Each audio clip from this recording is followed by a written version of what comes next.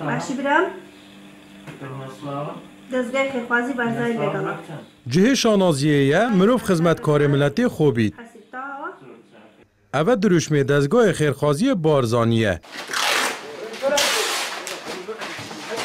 که بگوتنا هاولاتیان براستی و درستی اف دروشمت هیده جیبه جه کرن. و اف دزگاه بویا پناگه هک بول قومی و دست کرتان. اوت هیام قدغه هاتنو چونا کرونا دا اوی دزگهیل پارزگاه ها دهو کبتنه هزاران کیلوین آهن خارنه بلاف کرینه. لو حوصا آواره و خلک دهو که بحثاوی دیکن. والله موقفه قال لك باش بو يعني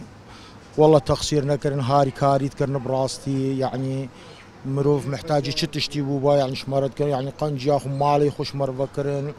والله الفي فتره كورونا منظمات برزاني جي باش بو دسجاره يعني هات نسله غذائيه بو ما انين يعني اش مره تقصير نذكر مثلا شي حاجه ما باش مرت كرن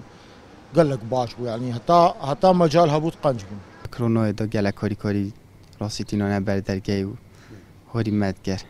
قدغه بو یعنی خلق نت شو در کبیت و چه روله بود نه راز بیجه قدغه بو وقت کرونا دا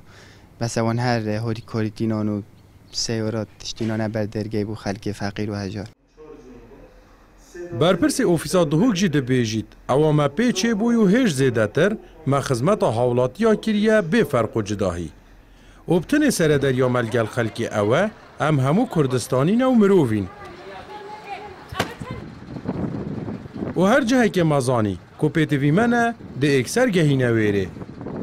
وقت دزگاه خیرخوازی بارزانی دست پی که ابدروشمه محل گرتیه کو پیوکا بارزانی نمره شانازیه با مروفی خدمتکار ملت خوبیدن شروجا که ما هیلنگرم اعلان کرن با خلکی چل دورا بردارش و اوکری و شیخان